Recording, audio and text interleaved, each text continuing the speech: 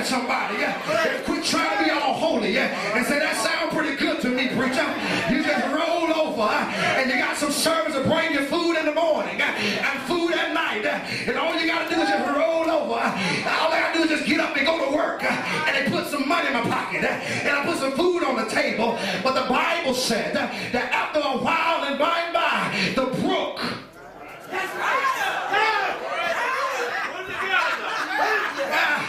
I don't know how long it was, but I can imagine it was long enough to where it became accustomed to Elijah. It was long enough to Elijah got to the point that he was probably thinking, this is pretty good. All I gotta do is just roll over, and by the time I turn back around, here come the ravens with my bread and my meat. Now y'all trying to be funny with me. That just sounds good to me. I ain't gotta get up and go to work. I can just lay here and my bills get paid. I can just lay here and everything get taken care of. I can just lay here and watch the Lord move in my favor. But the brook, come on, Pastor. Sister Green, the place where God sent him dried up. Yes. All right. I talk to people all the time and say, you know, this job I got, God gave me this job. And it's true, God might have given you that job. But I want you to understand something, it's only temporary. Because brooks dry up.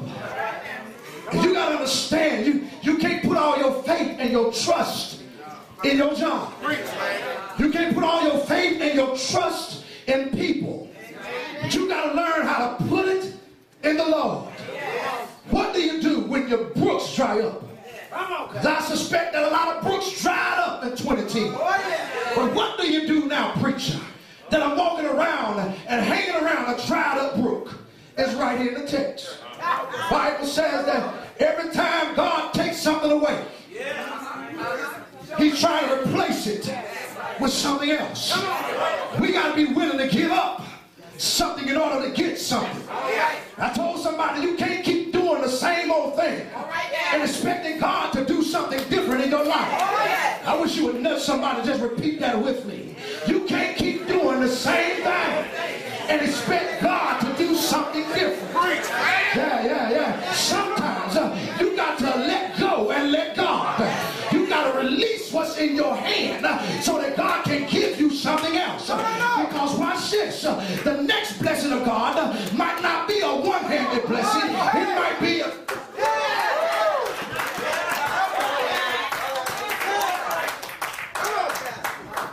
What do you do when your brook dries up? I've been faithful. I know God just sent me down here. I know that this is where you place me. I know that this is where you want me. But all of a sudden I'm not getting my needs met by this thing anymore. What do you do when your brook dries up? Says it right here in verse number 8. He said, get up again. All right. Go down to Zarephath. Yes, sir. I found out that Sharif means cutting. Sometimes God got to cut some stuff out of your life in order to grow you. If anybody know anything about pruning trees or growing flowers, sometimes you got to cut off some stuff in order for it to grow right. Now, I remember my grandmama. She used to have this thing that we call a peace lily. And every now and then the leaves would turn brown. And I would watch my grandmother. She would go over and she would pinch off the dead leaves. Now she did something that was strange to me. She would take the dead leaves and tuck them in the soil. And I said to grandmother one day, I said, Grandmama, why are you tearing those leaves off? She said, well, baby, the good leaves can't grow unless the bad leaves are gone. I said, okay, I can get with that. But why are you putting the bad leaves in the ground? And Grandmama said that sometimes the bad leaves will help the good leaves to grow. Let me help you out what Grandmama was saying. Every now and then, the stuff that you've been through last year, you got to take it and tuck it in the soil and allow it to fertilize what God is getting ready to do this this year. Because sometimes God will use your past to equip your future. Sometimes God will use what you did have to deal with in the past to open doors in your future. And so you got to be careful how you treat your past. And so the Bible says that God told her, told him to go down to Zarephath. And this is what I found out. Sharif means cutting. Zarephath means refinery.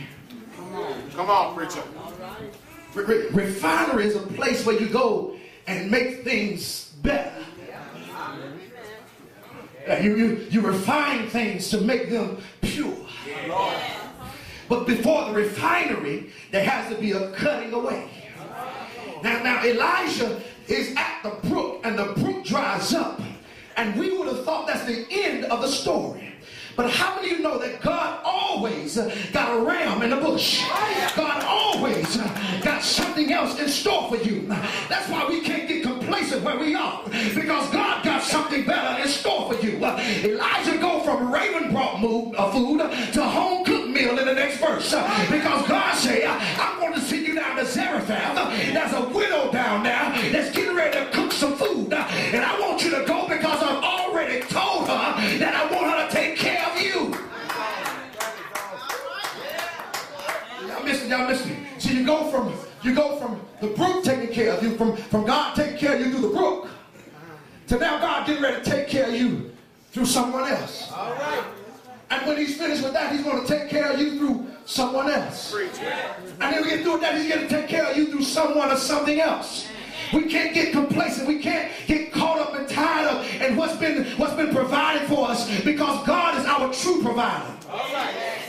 Elijah gets down to the widow's house. My Lord. This woman, bless her heart, her title told her story. She was a widow. Her husband wasn't there, and all she had was a son. She was depressed and stressed. She was discouraged and ready to give up. Matter of fact, she'd already spoken in her mind that I'm just going to cook and die. I'm going to cook and give up. Man, I wish I could preach this the way I feel. See, we thought this story was about Elijah and his brook. But in the midst of Elijah's brook drying up, God is getting ready to use Elijah to bless somebody else. Y'all missed it. I know that last year might have been a hard year for you, but God is going to use the fact that your brooks dried up last year to bless somebody this year. And while he's using you to bless somebody else, he's going to use that same somebody else to bless you. This woman had already given up on life, but here comes the preacher, and all he wants is a cake of bread. And he tells the woman, while you're going to cook that bread, while you're going to get some water, how about bring me back a cake of bread? And the lady says, water I can do. But ain't enough bread. There's only enough meal and oil that I'm going to make enough bread for me and my son. And then we're going to die. Elijah said, okay. Sometimes you can't go back and forth, folks. That's right. Come on, Pastor. Come on. Sometimes you just got to show them. Oh, okay. I mean, really, she said, I ain't got enough. I can get you some water, but I ain't got enough meal. I'm just going to cook enough bread for me and my son, and then we're going to go on and die. Elijah said, okay. Cook me some anyway. Cook me some first. Since y'all going to die.